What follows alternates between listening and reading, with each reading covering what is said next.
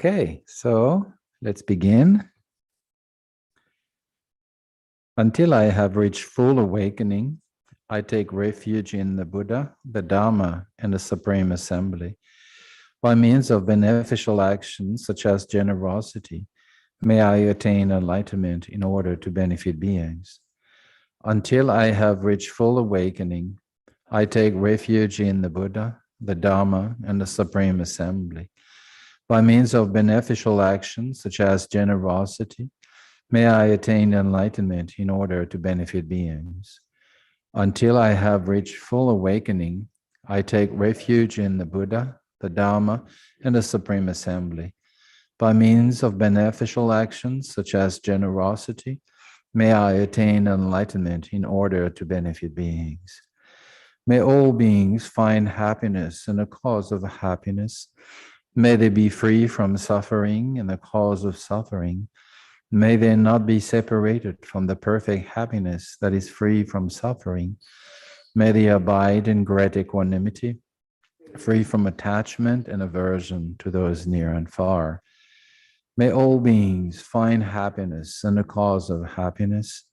May they be free from suffering and the cause of suffering. May they not be separated from the perfect happiness that is free from suffering.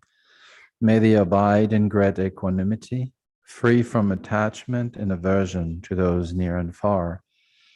May all beings find happiness and the cause of happiness. May they be free from suffering and the cause of suffering. May they not be separated from the perfect happiness that is free from suffering. May they abide in great equanimity, free from attachment and aversion to those near and far.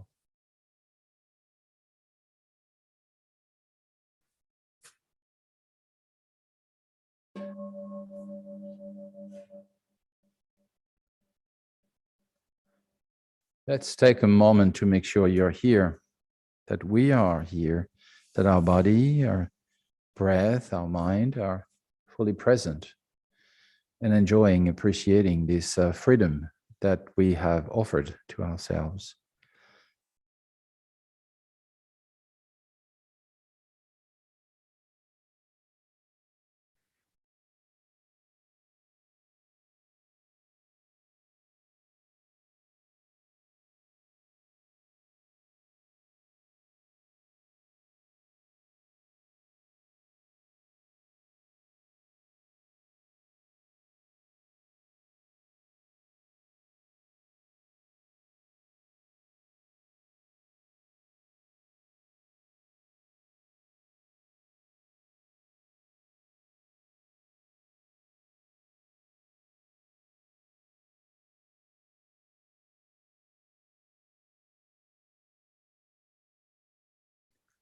We begin by paying attention to our posture. The mind and the body are connected through subtle energies that circulate within the body, and the posture has a direct influence on the state of mind. Therefore, it's important. It also offers us a reference point towards which we can always come back whenever we notice that we are drifting. We can always come back to the posture and just briefly scan the posture and the different points so that we are sure we're sitting properly. First, we notice the contact with the ground and the stability we gain through this contact. We feel rooted like a tree. Our hands can be resting palm down, flat on the thighs, or in the meditation gesture. That is the right hand in the left, both resting in the lap. Our back is straight without unnecessary tension. Shoulders slightly outstretched so that our back is not caving. Chin slightly tucked in so that the head follows the line of the spine. As we breathe in and out, we notice progressively that our belly drops and relaxes. And if it's not doing so, just let it drop and relax. Because this will bring you to your center of gravity, which is slightly below the navel. And through this, the timber frame of your body will be well balanced.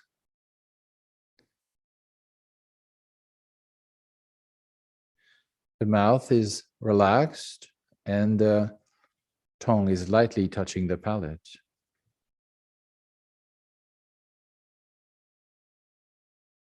The gaze is directed straight ahead, slightly downward. Eyes half closed in a soft and open vision of what is directly in front of us. Alternatively, if we find it more comfortable, we can keep our eyes closed.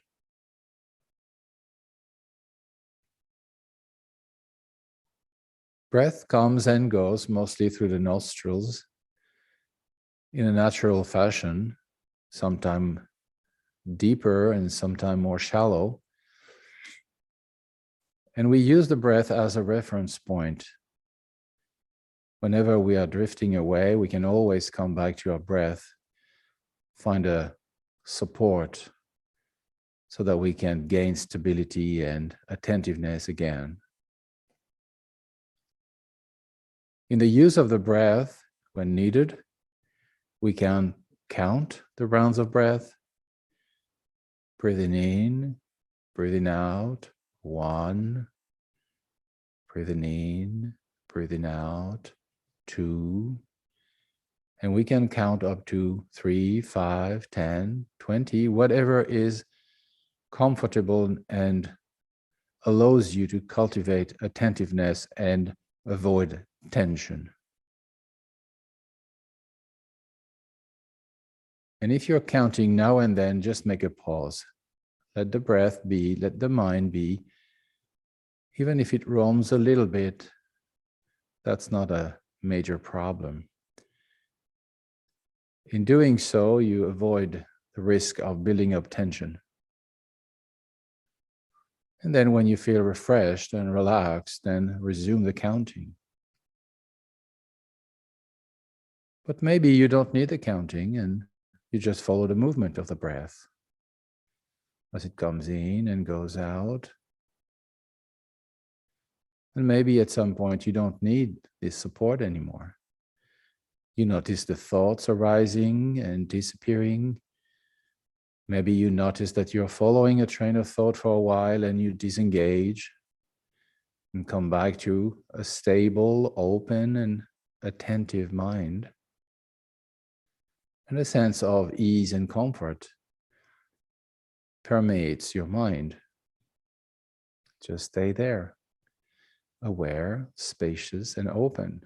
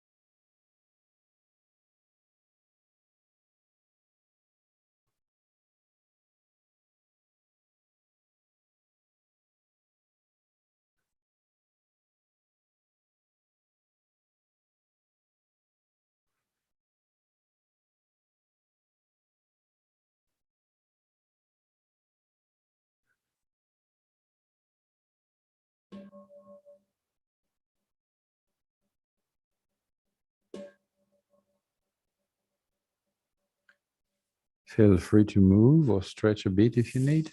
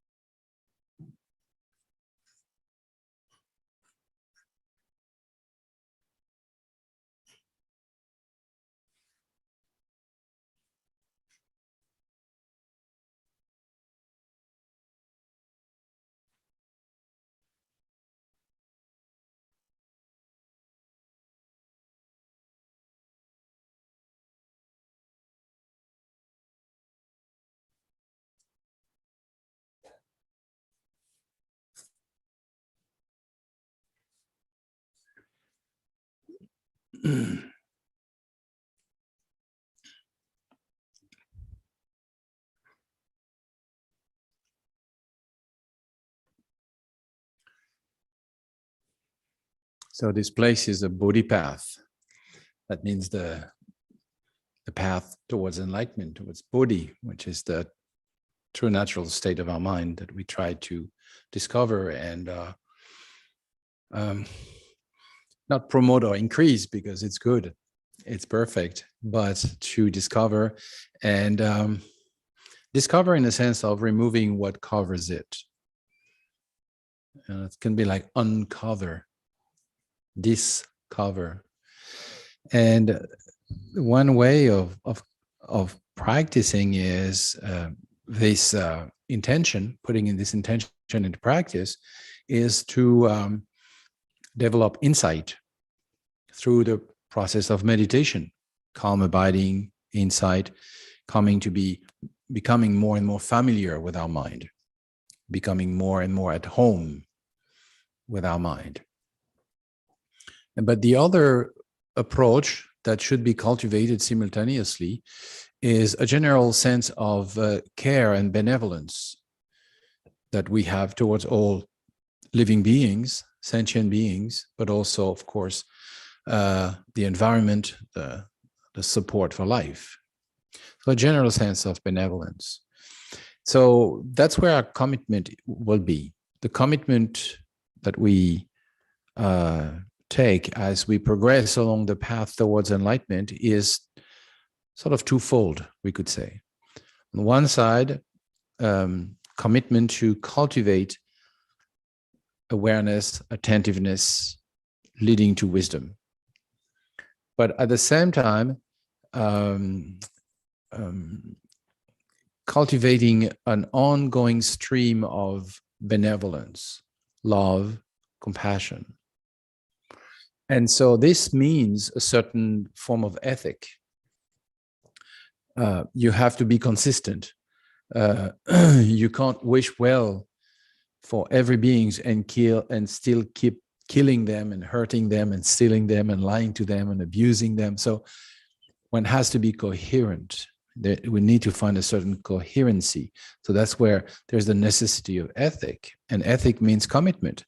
Why do we need commitment? Because we are still a work in progress.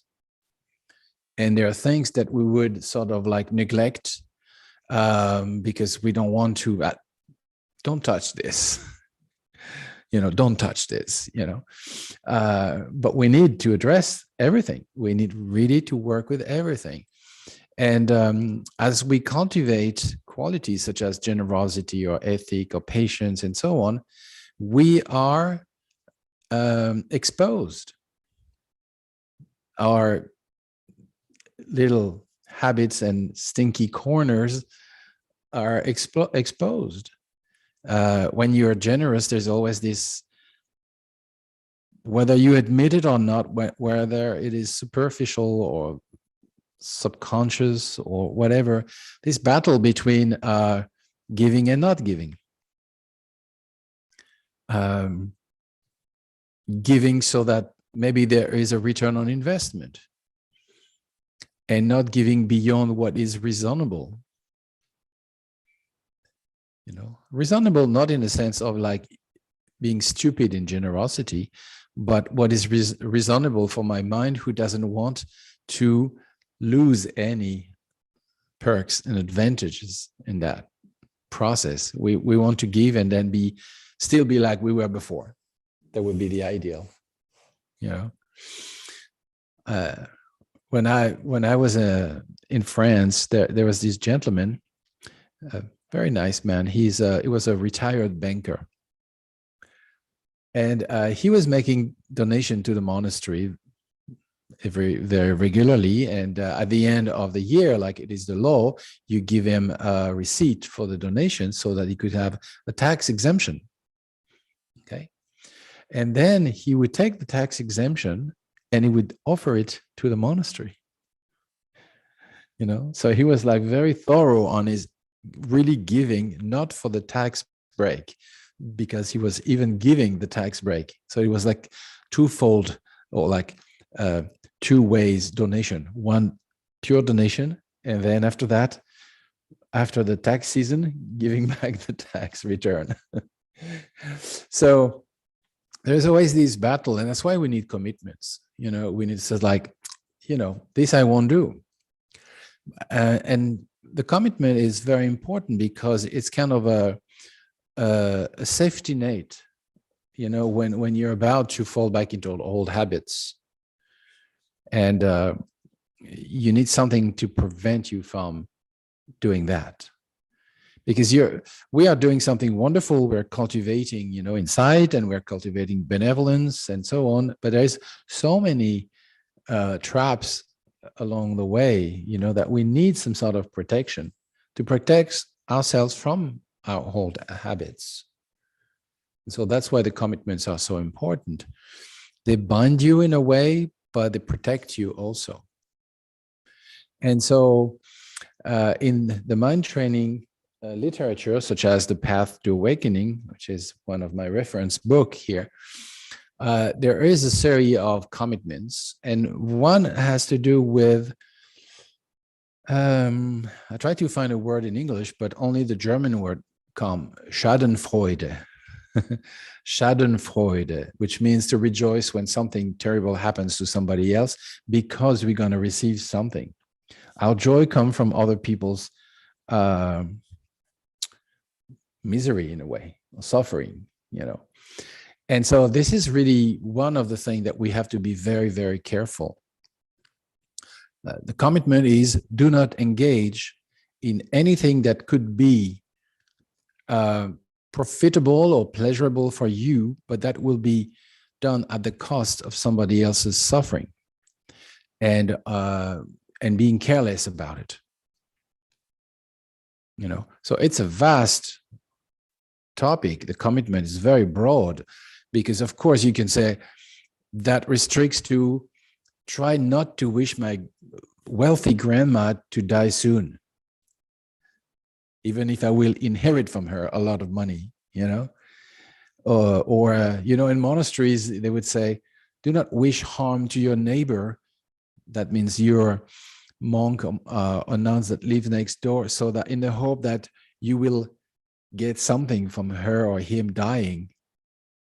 You know, because what happened in monasteries, when somebody dies, the few belongings that this person has is divided among all the other,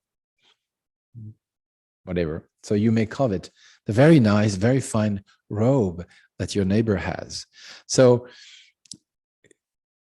I mean, it seems kind of like extreme, that say like, nah, I never think of that. But if you really look carefully into it, you know, there's so many opportunities where you sort of like think like, oh yeah, that's terrible what happened, but oh really, I got that from you know, there is a little benefit from me. And it's very important not to let that thing creep in your mind and take sort of like a strong position in your mind, because then you start really implementing this on a higher scale, you know.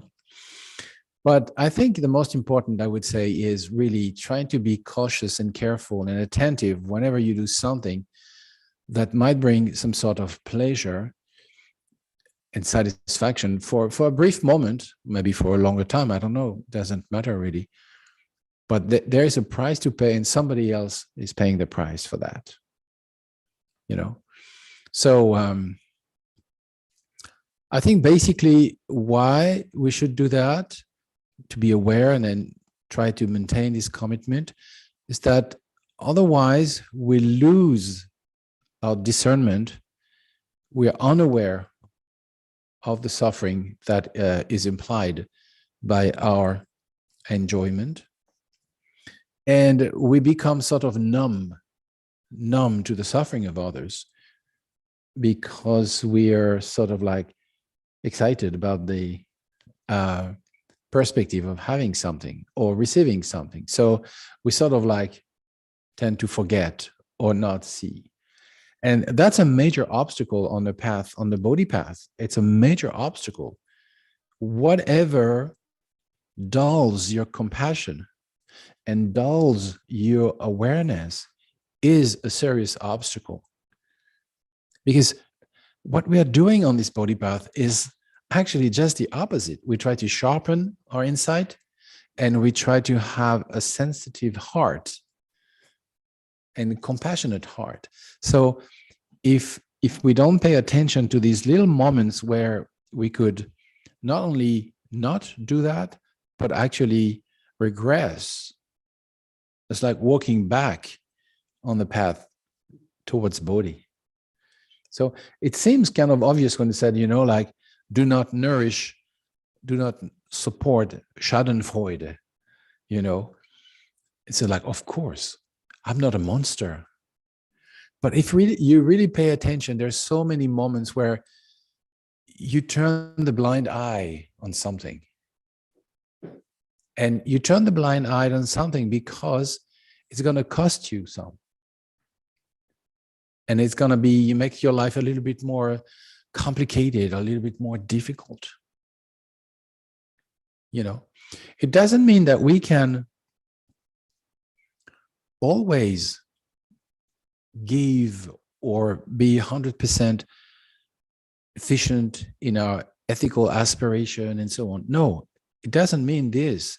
And being sort of like depressed because we can't reach the mark. We can't, the bar is too high. It means even if it's not pleasant, see that and address it. Maybe nothing changes, in the sense that, I see people are suffering, they're experiencing homelessness, or they're not enough food on the table or whatever. Like the other day, I was FaceTiming with my mom and she said, like, it's kind of cold now. And so I was here and sitting on my sofa and I had to put a sweater on. And I think there's so many people out there that don't have a sofa, don't have a house, don't have a sweater. And she was sort of like, yeah, but what can I do? And I said, okay, these are two different things. Kudo for your awareness that people are suffering outside. Okay. And not thinking, oh, close the door, it's cold outside. Or when you close the door, it's still cold outside. So appreciate that awareness and your benevolence. Now, with intelligence, what can you do and what can't you do in this present configuration? Your income, your age, your whatever, But the awareness is there. And if there is awareness, there is a way. The Bodhi path. If there is no awareness, there is no way. Because the way is to numb ourselves more and more, not to see what's disruptive, and not to think about what we don't want to see, because this is also very, very annoying. So it's a little line, do not rejoice in the suffering or the misfortune of others, but it's really addressing a very essential point, which is awareness and benevolence. Keep it alive, even if it's painful, even if it's difficult, even if you cannot do much or you cannot do anything. Just keep it alive. And be careful not to succumb to the habitual tendencies. That's the general motto on the Bodhi path, Be aware, do not succumb to the usual tendencies, and transform them so that they become a platform for awakening that is more insight, more benevolence, working hand in hand to bring well-being for everyone. So that was my reflection of the day. And so let's go back to our meditation.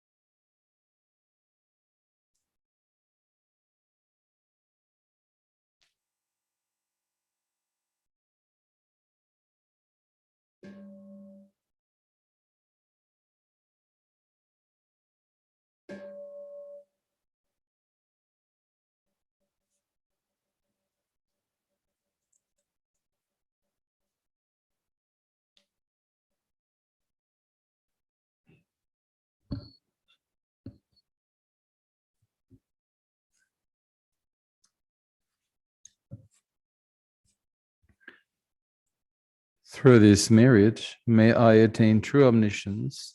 Then, having overcome all harmful, destructive forces, may I liberate sentient beings from the ocean of existence and its turbulent waves of birth, old age, sickness, and death.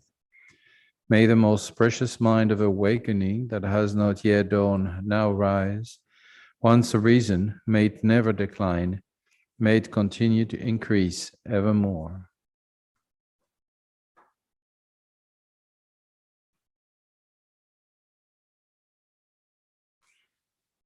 Thank you all very much. Thank you, the YouTube world behind this electronic device, and have a good day. If Laurie was here, she would say, anybody has some joy or concern or any announcement?